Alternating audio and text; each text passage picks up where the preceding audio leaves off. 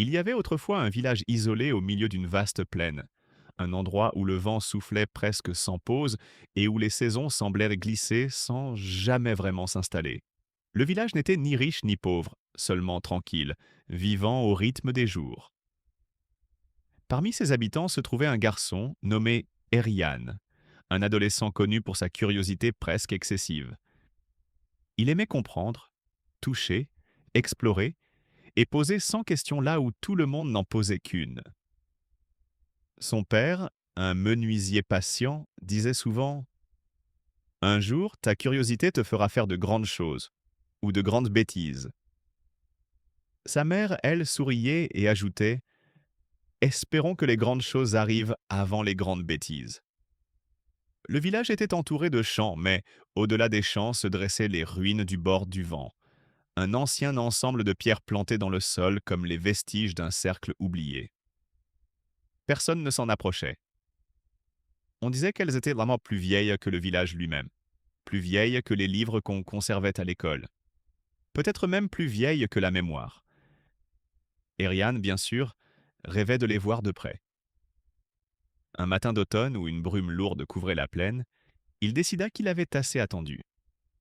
Il prit une petite lampe tempête, un morceau de pain, et glissa sa veste sur ses épaules. Il partit avant même que le soleil ne se lève. Plus il s'approchait des ruines, plus le silence devenait étrange. Pas un oiseau, pas un insecte. Même le vent semblait hésiter. Les pierres surgirent tout à coup, massives, presque menaçantes, couvertes de lignes gravées si anciennes qu'on ne pouvait plus les lire. Et rien ne toucha l'une d'elles. La pierre était chaude. Il eut un léger recul. Puis la terre vibra, très doucement, comme un soupir qui sortirait du sol lui-même. Alors, au centre du cercle, une lueur faible se mit à apparaître, pulsant comme un cœur endormi. Eriane, tremblant mais incapable de s'arrêter, s'avança. La lumière devint plus forte. Une forme vague s'y dessinait, pas vraiment humaine, pas vraiment animale, mais quelque chose d'entre les deux, une présence plutôt qu'un corps. Elle semblait ancienne, fatiguée, presque triste. Tu m'as réveillé, dit une voix qui n'était pas une voix mais un écho dans sa tête. Eriane voulut parler mais sa bouche resta sèche. La présence poursuivit. J'étais enfermé. On m'avait oublié. Tu m'as rappelé. Et maintenant je suis libre. La lumière s'évanouit brusquement comme aspirée par le sol. Le silence revint, plus lourd qu'avant. Eriane mit plusieurs minutes avant de pouvoir bouger. Puis il courut.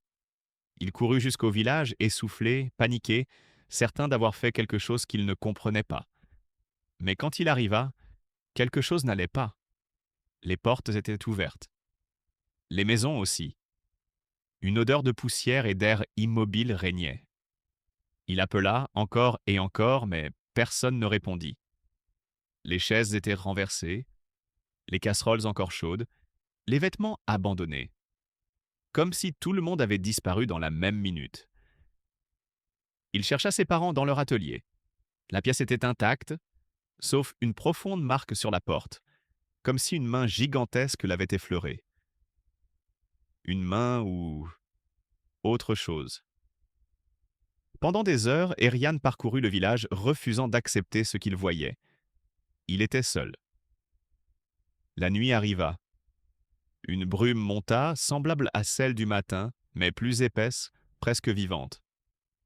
Au loin, près des champs, il aperçut une silhouette. Une silhouette qu'il reconnut immédiatement. La présence des ruines. Elle semblait l'attendre. Eriane, paralysé, sentit une vérité se dissoudre en lui. La chose n'était pas restée dans les ruines. Elle était venue ici. Elle avait pris quelque chose au village, il ne savait pas quoi exactement. Les habitants, leur vie, quelque chose d'essentiel. Mais elle l'avait pris. Et elle n'avait aucune raison de s'arrêter là. Eriane recula lentement, mais la présence se pencha vers lui, sans un bruit, comme une ombre qui glisserait. La dernière chose qu'il entendit fut la même voix dans sa tête, calme, presque douce. Tu m'as libéré, et tout ce qui suit t'appartient aussi. la brume l'engloutit, et la plaine redevint silencieuse. Et le village du bord du vent, autrefois vibrant de vie, disparut pour toujours des cartes, des mémoires et des routes.